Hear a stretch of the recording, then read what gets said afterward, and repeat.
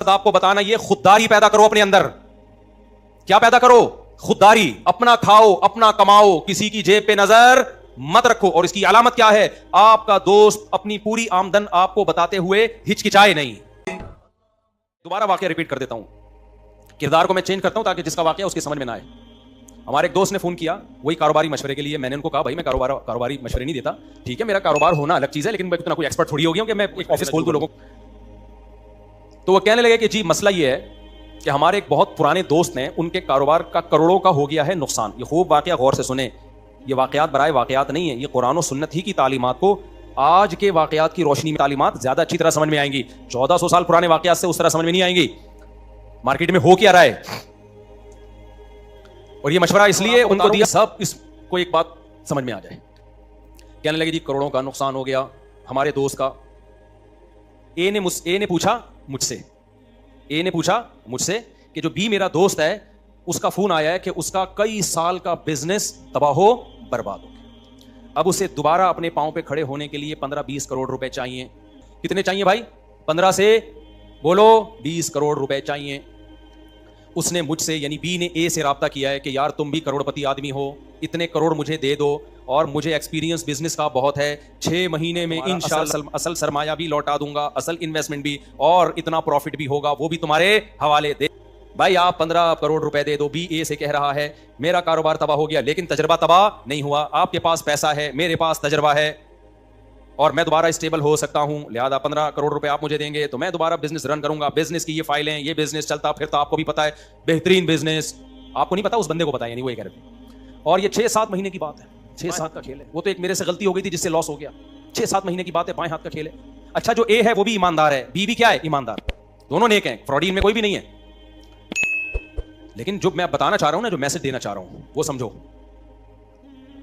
तो ये बी ने मुझसे राब्ता किया। मैंने कहा ए से कहो तुम्हारे पास प्रॉपर्टी नहीं है, कोई घर है तुम्हारा जाती? यकीनन इतना बड़ा तुम्हारा बिजनेस है तो जाती घर तो आपने बनाया होगा ना। 15-20 करोड़ में बिक जाएगा वो लगा लो। अच्छा, ये जो बी है, ये बहुत ए जो है बहुत दबाव में आया है कि बी का बहुत इसरार है, दोस्ती भी है पुरानी। तो अब इसने मुझसे मशवरा ले लिया, पैसे चाहिए मुझे, पैसे चाहिए, मैं डबल करके दे दूंगा। मैंने कहा बी ईमानदार आदमी है। जी हाँ जी मुफ्ती साहब, बी बहुत ईमानदार आदमी है, आज तक कभी किसी को धोखा नहीं दिया। मैंने कहा ऐसा करो, उससे पहले पूछो कि तुम अपना पैसा क्यों नहीं लगा रहे। इसने पूछा तो बी ने कहा भाई मेरा सारा पैसा डूब गया है, मैं कहां से लगाऊं। मैंने कहा मैं बताता हूं तुम्हारे पास कहां से पैसा है, कि घर में रहते हो या जाती घर में रहते हो। बी ने कहा भाई घर तो जाती है, इतना बड़ा करोड़पति आदमी किराए घर में कहां रहता है? जाती घर है। मैंने कहा वो कितने का बिकेगा जरा पूछ के बताना। उन्होंने कहा जी 25-30 करोड़ तो होगा। मैंने कहा मुफ्ती साहब कह रहे हैं कि मुफ्ती साहब ने मशवरा दिया है बी को कि 25-30 करोड़ अपना घर बेच दो। कह रहे हैं इतनी जल्दी सस्ता बिकेगा। मैंने कहा कोई बात नहीं, 5 करोड़ का नुकसान करके बेच दो, कारोबार में लगा दो, 6 महीने में डबल हो जाएंगे। क्या ख्याल है, घर दोबारा खरीद लेना। कितना आसान पैकेज दिया कि नहीं दिया? नुकसान में बेच देना तो क्या जा रहा है? तुम तो बिजनेसमैन हो, तुम जब 6 महीने में 15 करोड़ पे 5 करोड़ फॉर एग्जांपल कमा सकते हो, तो तुम्हारा अगर 5 करोड़ में लॉस भी चला, तुम्हारी नुकसान की तलाफी तो फिर भी हो जाएगी। क्या ख्याल है भाई? और फिर ऐसे 3 घर और बना लेना 6-7 सालों में। तो ए ने भी को ये सजेशन दी कि मुफ्ती साहब कह रहे हैं कि भाई अपना जाती घर बेच दो और वो सारा पैसा फिलहाल किराए पे रह लो, और सारा पैसा कहां लगा दो। कैसे खराब मशवरे देता हूं देखो लोगों को मैं, कितने खराब मशवरे। बी का तो बेड़ा गर्क हो गया ना, कोई बेड़ा गर्क नहीं हुआ, कमबख्त। अपना घर बेच, तूने इन दीवारों को क्या कब्र में लेके जाना है? अपना ना। तो बी ने पता क्या नहीं, मैं अपना घर नहीं बेचना चाहता, मैं अपना घर नहीं बेचना चाहता, मैंने बड़ी मेहनत से बनाया है। इसको बोलो मेरे 15 करोड़ दाव पे लगा रहा है, 6 महीने बाद किसी कारोबार में कोई 100% गारंटी दे सकता है कि प्रॉफिट होगा?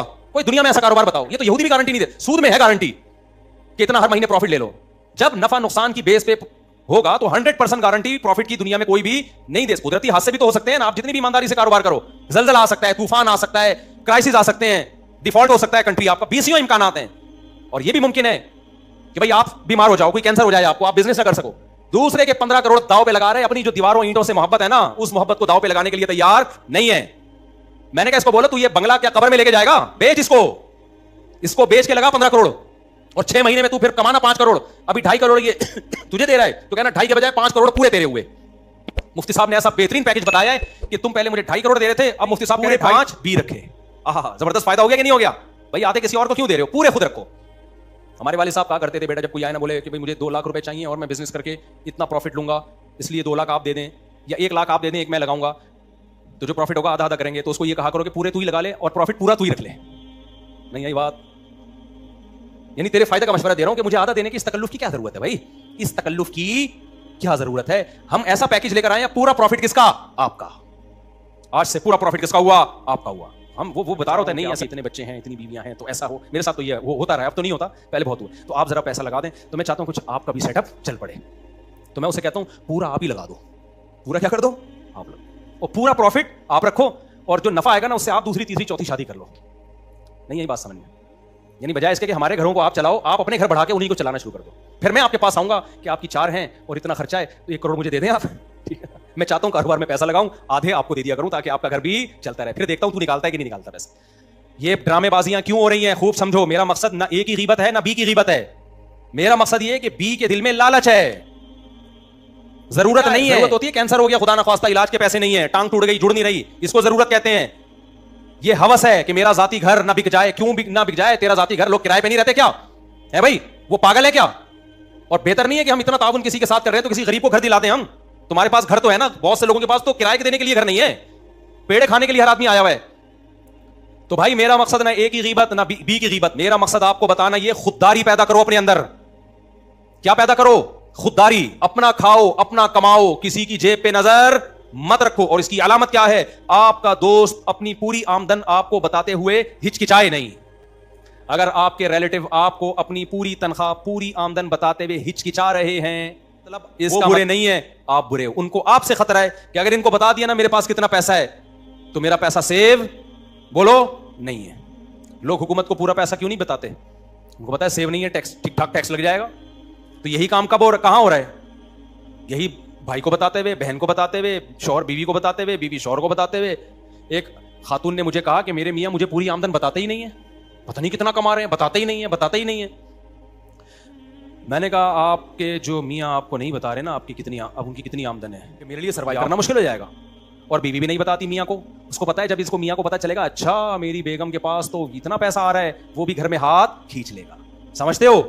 वो भी जो उसने लाइफ दी हुई है उसमें क्या करेगा? डंडी मारना शुरू कर देगा।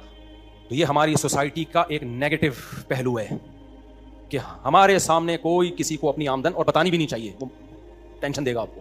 वो क्या करेगा? ये तो मैंने बताया कि लोग पैसा मांगते हैं जरूरत की बेस पे नहीं, बल्कि अय्याशी के लिए। दूसरे के पैसे से बिजनेस करेंगे और फिर डुबो के बैठ जाएंगे, फिर उसको बोल देंगे कि देखो। आपको लोग हकीकत पता है क्या है? मैं पहले इस बात पे बहुत हैरान होता था कि मालिक मकान लोग अक्सर किराएदारों को बहुत टेंशन देते हैं। आपने देखा होगा मालिक मकान और किराएदारों में ये झगड़े, नल का टूट गया, किराएदार कह रहा है ये तुम्हारी जिम्मेदारी है, मालिक मकान कह रहे हैं नहीं हम नहीं लगाएंगे। ये झगड़े बहुत होते हैं ना। बोलते क्यों नहीं भाई? घर पुराना हो गया, कलर करा के दो। किराएदार कह रहा होता है मालिक मकान से क्या करा के दो? कलर करा के दो। मालिक मकान कहता है हम नहीं कराएंगे, किराएदार कहता है तुम्हारी है। ये फटे चलते हैं कि नहीं चलते? बिल ज्यादा आ गया, इस पे झगड़े, मालिक मकान, मोटर खराब, इस पे झगड़े। हर घर में मालिक मकान और किराएदार का कुछ ना कुछ फटीक बोलो चल रही। मैं ये समझता था कि मालिक मकानों की तरफ से ज्यादती होती है किराएदारों पर, लेकिन ये एक तरफा मामला नहीं है, ये ज्यादती दोनों की तरफ से होती है। असल में हमारी सोसाइटी में किसी को किसी पे एतमाद अब रहा नहीं है। जब किराएदार मालिक मकान को फोन करके कहते हैं ना नल का टूट गया है ये सही करा दो, मालिक मकान के दिल में पता है क्या आएगा? इसने जानकर बेहतियाती की है, अपना घर समझ के इसने इस्तेमाल नहीं किया। अगर मैंने इसको नलके के पैसे दे दिए ना, कल दूसरा नलका तोड़ेगा ये। समझ में आ रही है बात? अगर मैं इतना अच्छा बन गया ना, नलका टूट गया ये लो, अगले दिन कहेगा टाइल उखड़ गई है वॉशरूम की, परसों कहेगा वो लाइन लीक कर गई है गटर लाइन, तरसों कहेगा सीढ़ियों का एक वो उखड़ गया है, उस अगले दिन कहेगा खिड़की गिर गई है, चौथे दिन कहेगा जलजला आ गया पूरा घर तबाह हो गया है। और ये होता है। और किराएदार को भी मालिक मकान पर एतमाद नहीं है। उसको पता है कि अगर वाकई में भी नलका टूटा है ना तो मैं बोलूंगा तो पहली दफा में पैसे नहीं मिलेंगे। लिहाजा वो जितना केस होता है ना उसको डबल करके पेश करता है कि खर्चा डबल करके बताओ, हो सकता है लिचड़पने में आधा निकल आए। नहीं आई मेरे ख्याल है बात? यानी जितना खर्चा आ रहा है ना डबल करके बताएगा, डबल। तो दोनों को एक दूसरे पर। और ये पाकिस्तान में मसला है ये, जब भी आप किसी से बिजनेस कर रहे होते हो आपको पता है जो पहले टोपी करा देगा वो हावी आ जाएगा। अगर आपने शराफत से मामला करने की कोशिश की तो दूसरा आपके ऊपर पूरा हेलमेट लाके थोप देगा वो। इसीलिए लोग क्या कर रहे होते हैं? लिचड़पन दिखा रहे होते हैं, है ही नहीं मेरे पास, मैं कहां से दूं, झूठ बोल रहे होते हैं भाई, मैं है ही नहीं, उनको पता है बोल दिया ना है वो तो फिर तो छोड़ देगा मुझे। सही है, घुन्ने बन रहे होते हैं। मैंने एक दफा कारोबार में पैसे लगाए ना, तय ये हुआ था कि हर महीने जो है वो असल रकम तो डुबो दी उसने, असल रकम नहीं जो प्रॉफिट था वो तो हुआ नहीं, अब तय ये हुआ कि थोड़े थोड़े करके जो मेरा कर्जा है ना वो लौटाएगा वो हर महीने। उसके घर मैं जब पैसे मांगने, मेरा बच्चा बीमार, मेरे मामू की तबीयत खराब, मेरे चाचू को ये हो गया, मैंने कहा एक ही दफा जितने लोगों का इंतकाल करवाना है ना लिस्ट बना के दे दे मुझे। तुम्हें इतना बेजार आ गया, एक दफा जिसकी टांग टूटनी है, जिसका बाइक से गिर के खोपड़ा खराब होना है, एक दफा लिस्ट बना दे और जो बच जाए ना खानदान में वो मुझे बता दे, मैं उस तारीख को आ जाऊंगा।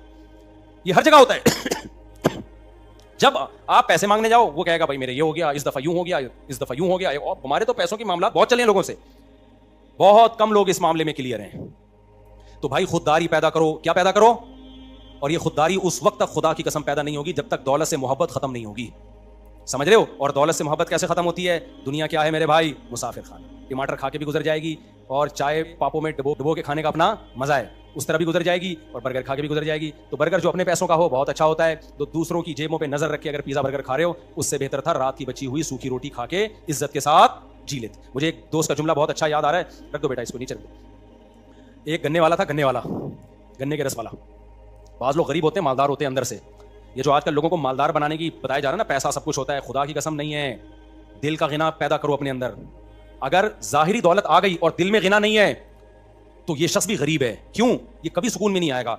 नबी सल्लल्लाहु अलैहि वसल्लम ने फरमाया ये चाहेगा कि सोने का एक जंगल है तो काश ये जंगल क्या हो जाए? डबल हो जाए। कभी भी सुकून से नहीं बैठेगा।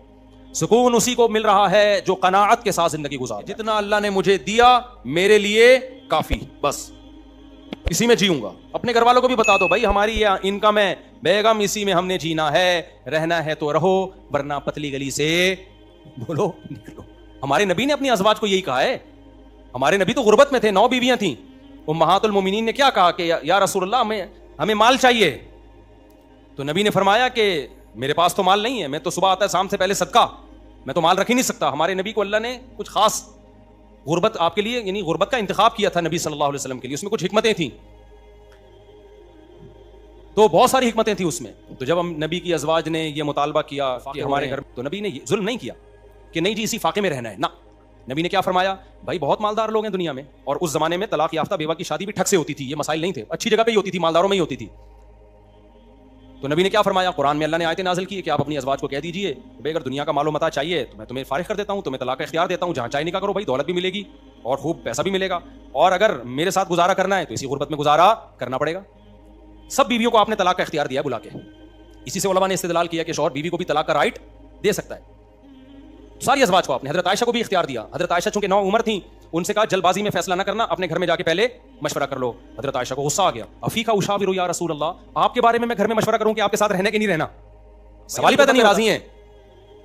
तो आज भी मैं कहता हूं भाई ज्यादा टेंशन मत लो, तुम्हारी आमदन कम है, बेगम को बता दो बेगम इसी में गुजारा करना है, मैं चोरी नहीं करूंगा, लोगों से भीख नहीं मांगू। जा जाके कभी वसीम से कर्जा मांग रहा है, कभी गफ्फार से, कभी सत्तार से, कभी किसी नमूने से जाके, कभी किसी नमूने से, ये हो गया है, ये हो गया है, बीबी बच्चों की फीसें नहीं पढ़ाओ स्कूल में बच्चों को, अगर नहीं है फीसें भाई टमाटर बेचेगा कोई मसला नहीं है, टमाटर वाले ज्यादा कमा रहे हैं आजकल, ये गन्ने वाले आप क्या समझ रहे हो? ये घुन्ने हैं गन्ने वाले।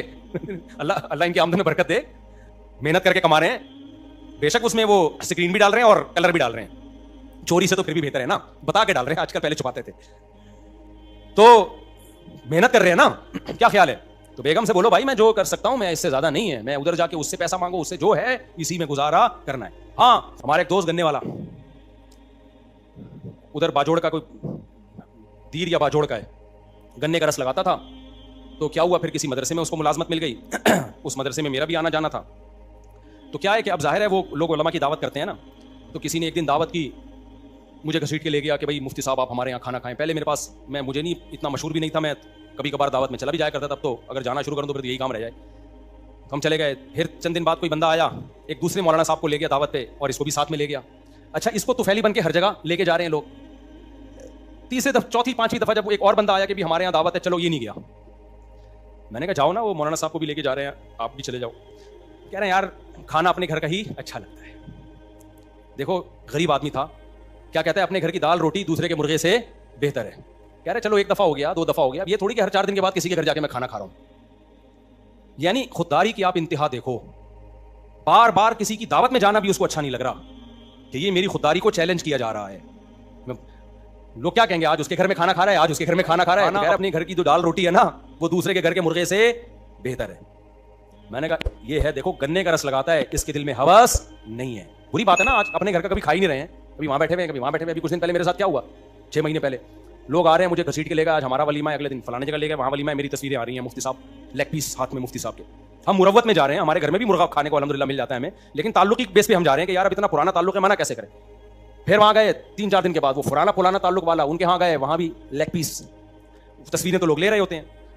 फिर फलाने के यहाँ दावत है, उसको मना कर दिया तो नाराज हो जाएगा, पुराना रिलेटिव है, मना कर दो तो बोलेगा वाह पुराने दोस्तों को भूल गए या मशहूर हो गए ना, ये ताने सुनने को मिलते हैं। अब हम वहाँ चले गए, भाई इसको कैसे नाराज करें, ये तो छठी क्लास से अपने साथ है। उसकी दावत में गए, वहाँ बिरयानी खा रहे हैं, 4, 6, 8, 10 हर हफ्ते ना मेरी तस्वीरें। मैंने अपने दोस्तों को बुलाया, मैंने कहा भाई नाराज कर दो लोगों को क्या कर दो नाराज, कितना बुरा इमेज है, उधर भी मुर्गा उधर भी जाके बिरयानी। मैंने कहा हमारा इसके अलावा दुनिया में कोई काम नहीं है क्या, खाली ताल्लुकात ही निभाने हैं क्या हमने, कितना टाइम वेस्ट हो रहा है इसमें। तो मैंने कहा भाई ये जो पुराने ताल्लुकात है ना, इनको निभाने का कोई दूसरा तरीका हम ईजाद कर लेते हैं। लेग पीसों को फिलहाल क्या कर देते हैं, माफ। मुर्गियों की जान पे क्या खाएंगे हम, रहम।